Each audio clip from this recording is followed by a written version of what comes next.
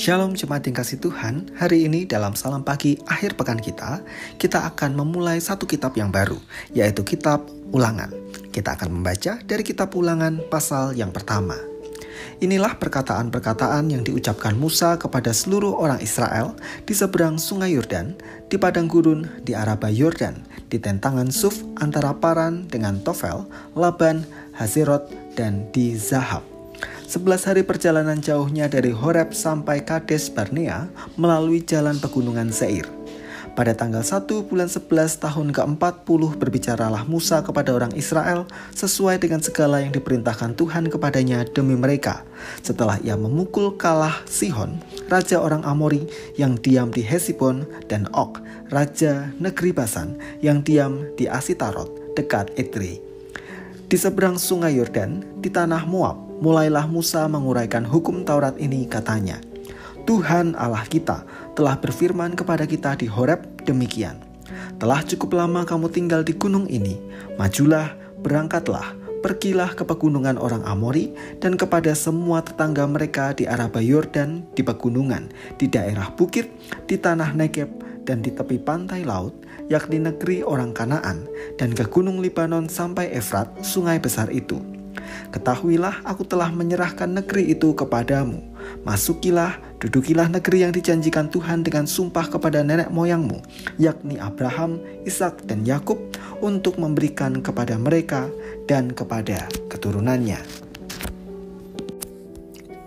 Pada waktu itu aku berkata kepadamu demikian, seorang diri aku tidak dapat memikul tanggung jawab atas kamu. Tuhan Allahmu telah membuat kamu banyak, dan sesungguhnya sekarang kamu sudah seperti bintang-bintang di langit banyaknya. Tuhan Allah nenek moyangmu kiranya menambahi kamu 1000 kali lagi dari jumlahmu sekarang, dan memberkati kamu seperti yang dijanjikannya kepadamu. Tetapi bagaimana seorang diri aku dapat memikul tanggung jawab atas kesusahanmu, atas bebanmu dan perkaramu? Kemukakanlah dari suku-sukumu orang-orang yang bijaksana, berakal budi dan berpengalaman. Maka aku akan mengangkat mereka menjadi kepala atas kamu. Lalu kamu menjawab aku, memang baik apa yang kau anjurkan untuk dilakukan itu. Kemudian aku mengambil kepala-kepala sukumu, yakni orang-orang yang bijaksana dan berpengalaman. Lalu aku mengangkat mereka menjadi pemimpin atas kamu, yakni sebagai kepala pasukan 1000, kepala pasukan 100, kepala pasukan 50, dan kepala pasukan 10, dan sebagai pengatur pasukan dari suku-sukumu. Dan pada waktu itu aku memerintahkan kepada para hakimmu demikian, berilah perhatian kepada perkara-perkara di atas saudara-saudaramu, dan berilah keputusan yang adil di dalam perkara-perkara antara seseorang dengan saudaranya, atau dengan orang asing yang ada padanya. Dalam mengadili, jangan pandang bulu, baik perkara orang kecil maupun perkara orang besar, harus kamu dengarkan. Jangan gentar terhadap siapapun, sebab pengadilan adalah kepunyaan Allah. Tetapi perkara yang terlalu sukar bagimu, harus kau hadapkan kepadaku, supaya aku mendengarnya. Demikianlah aku pada waktu itu memerintahkan kepadamu segala hal yang harus kamu lakukan. Kemudian kita berangkat dari Horeb dan berjalan melalui segenap padang gurun yang besar dan dahsyat yang telah kamu lihat itu ke arah pegunungan orang Amori, seperti yang diperintahkan kepada kita oleh Tuhan Allah kita. Lalu kita sampai ke Kades Barnea. Ketika itu aku berkata kepadamu, kamu sudah sampai ke pegunungan orang Amori yang diberikan kepada kita oleh Tuhan Allah kita. Ketahuilah, Tuhan Allahmu telah menyerahkan negeri itu kepadamu. Majulah, dudukilah seperti yang difirmankan Tuhan kepadamu, Allah nenek moyangmu. Janganlah takut dan janganlah patah hati. Lalu kamu sekalian mendekati aku dan berkata, marilah kita menyuruh beberapa orang mendahului kita untuk menyelidiki negeri itu bagi kita, dan membawa kabar kepada kita tentang jalan yang akan kita lalui dan tentang kota-kota yang akan kita datangi. Hal itu kupandang baik. Jadi aku memilih daripadamu 12 orang dari tiap suku-suku seorang. Mereka pergi dan berjalan ke arah pegunungan, lalu sampai ke lembah Eskol, kemudian menyelidiki negeri itu. Maka mereka mengambil buah-buahan negeri itu dan membawanya kepada kita. Pula mereka membawa kabar kepada kita demikian, negeri yang diberikan Tuhan Allah kita kepada kita itu baik. Tetapi kamu tidak mau berjalan ke sana. Kamu menentang titah Tuhan Allahmu. Kamu menggerutu di dalam kemahmu serta berkata, karena Tuhan membenci kita, maka ia membawa kita keluar dari tanah Mesir untuk menyerahkan kita ke dalam tangan orang Amori, supaya dimusnahkan. Kemanakah pula kita maju? Saudara-saudara kita telah membuat hati kita tawar dengan mengatakan, orang-orang itu lebih besar dan lebih tinggi daripada kita. Kota-kota di sana besar dan kubu-kubunya sampai ke langit. Lagi pula kami melihat orang-orang enak di sana. Ketika itu aku berkata kepadamu, janganlah gemetar, janganlah takut kepada mereka. Tuhan Allahmu yang berjalan di depanmu. Dialah yang akan berperang untukmu, sama seperti yang dilakukannya bagimu di Mesir di depan matamu.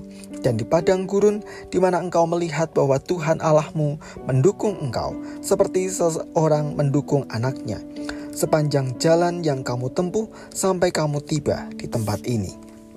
Tetapi walaupun demikian kamu tidak percaya kepada Tuhan Allahmu yang berjalan di depanmu di perjalanan untuk mencari tempat bagimu, di mana kamu dapat berkemah dengan api pada waktu malam dan dengan awan pada waktu siang untuk memperlihatkan kepadamu jalan yang harus kamu tempuh.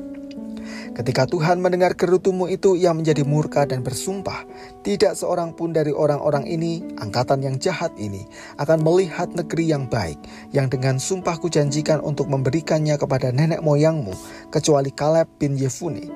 Dialah yang akan melihat negeri itu, dan kepadanya dan kepada anak-anaknya akan kuberikan negeri yang diinjaknya itu, karena dengan sepenuh hati ia mengikut Tuhan.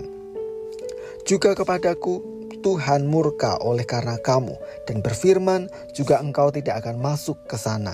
Yosua bin Nun, pelayanmu, dialah yang akan masuk ke sana.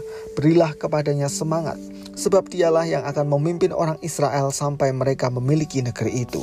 Dan anak-anakmu yang kecil yang kamu katakan akan menjadi rampasan, dan anak-anakmu yang sekarang ini yang belum mengetahui tentang yang baik dan yang jahat, merekalah yang akan masuk ke sana, dan kepada merekalah aku akan memberikannya, dan merekalah yang akan memilikinya. Tetapi kamu baliklah, berangkatlah ke padang gurun ke arah Laut Teberau. Lalu kamu menjawab, katamu kepadaku, kami berbuat dosa kepada Tuhan. Kami mau maju berperang menurut segala yang diperintahkan kepada kami oleh Tuhan Allah kita. Dan setiap orang daripadamu menyandang senjata perangnya, sebab kamu menganggap mudah untuk berjalan maju ke arah pegunungan. Tetapi Tuhan berfirman kepadaku, katakanlah kepada mereka, janganlah kamu maju dan janganlah kamu berperang, sebab aku tidak di tengah-tengahmu. Nanti kamu terpukul kalah oleh musuhmu. Dan aku berbicara kepadamu, tetapi kamu tidak mendengarkan. Kamu menentang titah Tuhan. Kamu berlaku terlalu berani dan maju ke arah pegunungan.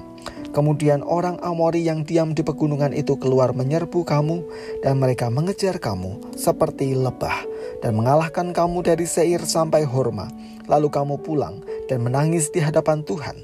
Tetapi Tuhan tidak mendengarkan tangisanmu dan tidak memberi telinga kepada suaramu. Demikianlah kamu lama tinggal di Kadesh, yakni sepanjang waktu kamu tinggal di sana. Kitab Ulangan berlatar belakang menit-menit bangsa Israel memasuki tanah Kanaan. Di titik itu Musa mengulang kembali riwayat bangsa Israel dalam perjalanannya menuju Kanaan. Paling tidak di pasal 1 ini ada 4 peristiwa yang diulas oleh Musa. Yang pertama, peristiwa diutusnya Israel untuk segera memasuki tanah Kanaan. Pada bagian ini Israel mau ditunjukkan kembali bahwa hak kepemilikan Kanaan diberikan Tuhan kepada mereka. Pada dasarnya, mereka yang berhasil memasuki tanah perjanjian adalah orang-orang yang menerima rahmat Tuhan. Mengapa demikian? Tentu ini ada kaitannya pada periwayatan yang kedua. Di sana kita melihat pengangkatan hakim-hakim untuk menyelesaikan persoalan di antara bangsa Israel. Penggenapan janji Tuhan sudah terjadi di sini, yaitu jumlah bangsa Israel yang sangat banyak, dan Musa kewalahan untuk menghakimi mereka. Maka Musa perlu bantuan para hakim untuk menyelesaikan persoalan mereka. Di sini kita bisa melihat bahwa mereka telah menerima penggenapan janji Tuhan Allah, yaitu menjanjikan mereka sebagai bangsa yang besar. Seharusnya melihat penggenapan janji itu, Israel semakin percaya pada Tuhan dalam kuasa-Nya. Namun apa yang terjadi pada periwayatan yang ketiga dan selanjutnya, setelah 12 pengintai dikirim, Israel justru memberontak kepada Tuhan. Sehingga periwayatan selanjutnya mencatat hukuman Tuhan bagi Israel, karena Tuhan murka kepada bangsa itu. Lebih menarik lagi, Israel tidak kunjung paham bahwa mereka hanya perlu taat kepada Tuhan. Sikap memberontak itu diulanginya kembali ketika mereka maju menyerang tanpa perintah Tuhan. Maju tanpa firman Tuhan berarti Tuhan tidak bersama-sama dengan mereka. Tuhan tidak hadir di dalam peperangan itu. Akibatnya Israel kalah. Bapak, Ibu, dan saudara kasih Tuhan, pada pasal ini kita belajar tentang dua hal. Yang pertama adalah soal otoritas Tuhan bagi hidup kita secara pribadi maupun di tengah-tengah komunitas. Tidak ada satupun yang bisa kita miliki tidak datang dari Tuhan. Setiap berkat yang kita nikmati, Tuhanlah yang memberi. Bahkan itu terjadi atas janji yang pernah Tuhan nyatakan pada generasi-generasi sebelumnya. Yang kedua, ketaatan adalah harga mati bagi umat Tuhan. Ia menghendaki umat yang percaya dan taat kepadanya.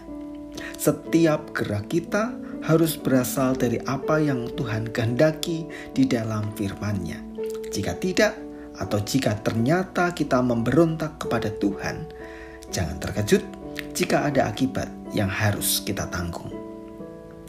Dengan kemajuan zaman yang terjadi, banyak orang yang tidak memberi hati dan waktu bagi Tuhan. Akibatnya, ketika ia berhasil dan meraih berbagai pencapaian, ia merasa bahwa itu semua semata-mata karena usaha dan upayanya sendiri. Ia tidak mengakui kehadiran Tuhan yang berkarya dan memberkati. Justru melalui firman Tuhan hari ini kita diingatkan, jika bukan Tuhan yang memberi, kita tidak akan bisa menikmati. Maka dengan semua berkat yang kita terima dari Tuhan, kita perlu menempatkan Tuhan sebagai pemilik dan pemelihara hidup kita. Tentu sebagai ekspresi syukur atas semua berkat itu, kita harus taat kepada firman-Nya. Di dalam firman-Nya, Tuhan hadir. Dan di dalam firman yang kita taati, Tuhan memberkati. Mari kita berdoa. Kami bersyukur untuk firman yang kami baca dan renungkan pagi ini. Tolong kami ya Tuhan, agar kami menjadi umat Tuhan yang menempatkan Engkau sebagai pemilik dan pemelihara kehidupan kami. Bahkan Engkau yang senantiasa menyertai kami dengan berkat-berkat yang melimpah. Ajar kami untuk taat setia kepada Tuhan. Kami menyerahkan aktivitas kami sepanjang hari ini. Mohon Tuhan memberkati kami semua. Di dalam nama Tuhan Yesus kami berdoa dan bersyukur. Amin.